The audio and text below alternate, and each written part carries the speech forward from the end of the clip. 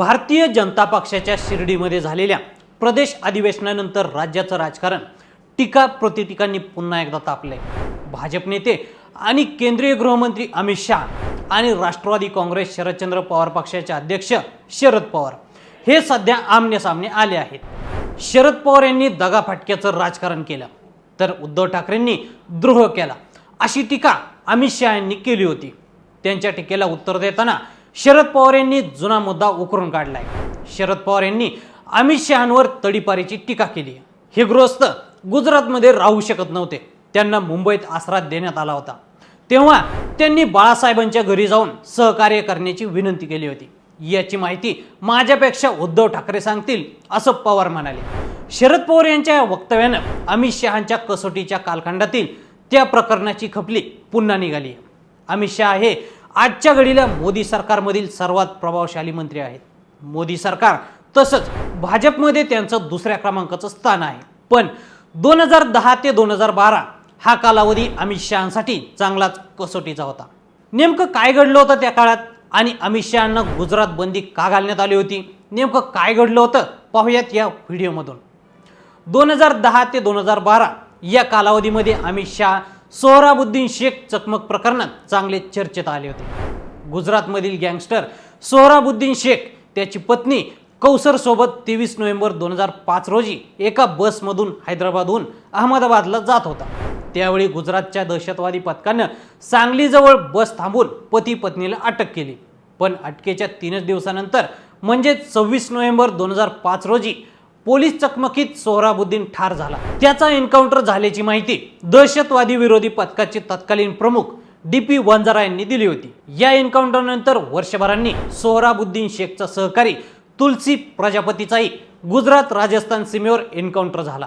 गुजरात आणि राजस्थान पोलिसांच्या संयुक्त पथकाने ही कारवाई केली। सोहराबुद्दीनच्या कुटुंबियांनी ही चकमक बनावट असल्याचा आरोप करत सर्वोच्च न्यायालयात धाव घेतली। जानेवारी 2010 मध्ये न्यायालयाने या प्रकरणाचा तपास CBI कडे सोपवला। या सगळ्या काळात गुजरातमध्ये भाजपचं सरकार सत्तेत होतं। त्यात नरेंद्र मोदी मुख्यमंत्री होते तर अमित शहा गृहराज्यमंत्री होते। जुलै 2010 मध्ये CBI ने बनावट चकमक प्रकरणाचा ठपका ठेवत तत्कालीन गृहराज्यमंत्री अमित शहांना अटक केली। शहा यांच्यावर या प्रकरणात अपहरण, हत्या आणि पुरावे नष्ट करण्याचे आरोप निश्चित करण्यात आले। तेव्हा केंद्रात काँग्रेसच्या नेतृत्वातील UPAचं सरकार सत्तेत होतं। पंतप्रधान मनमोहन सिंग होते तर गृहमंत्री P चिदंबरम होते। त्यामुळे देशभरातून या प्रकरणाला राजकीय वादाची किनार मिळाली। पण पुढे 3 महिन्यांनी अमित शहांची जामिनावर सुटका झाली। मात्र अमित शहा गुजरातमध्ये राहिल्यास सोहराबुद्दीन शेख यांच्या कुटुंबियांनी जीवाला धोका असण्याची आणि पुरावे नष्ट होण्याची भीती व्यक्त केली होती। त्यामुळे न्यायालयाने शहांना 2 वर्ष गुजरात बाहेर राहण्याचे आदेश दिले होते। त्या कालावधीमध्ये अमित शहा मुंबई, दिल्ली, उत्तर प्रदेशमध्ये होते। 2014 ची लोकसभा निवडणूक डोळ्यासमोर ठेवून शहांनी उत्तर प्रदेशमधील संघटन बांधणीवर भर दिला होता। पुढे सप्टेंबर 2012 मध्ये या प्रकरणाची तपासणी निष्पक्ष पद्धतीने व्हावी यासाठी सर्वोच्च न्यायालयाने सर्व खटल्यांची सुनावणी गुजरातमधून मुंबईला हस्तांतरित करण्याचे आदेश दिले। तिथून अवघ्या 4 महिन्यात CBIच्या विशेष न्यायालयाने अमित शहांची सर्व आरोपातून मुक्तता केली। न्यायालयाच्या या निर्णयाला आव्हान देणारी याचिका सामाजिक कार्यकर्ते हर्ष मांजर यांनी मुंबई उच्च न्यायालयात दाखल केली। पण सुरुवातीला मुंबई उच्च न्यायालय आणि नंतर सर्वोच्च न्यायालयाने ही याचिका फेटाळून लावली। थोडक्यात आजच्या घडीला सोहराबुद्दीन एन्काउंटर प्रकरणातील सर्व आरोपांमधून अमित शहांची मुक्तता झाली। सर्वोच्च न्यायालयाने ते निर्दोष असल्याचं स्पष्ट केलंय।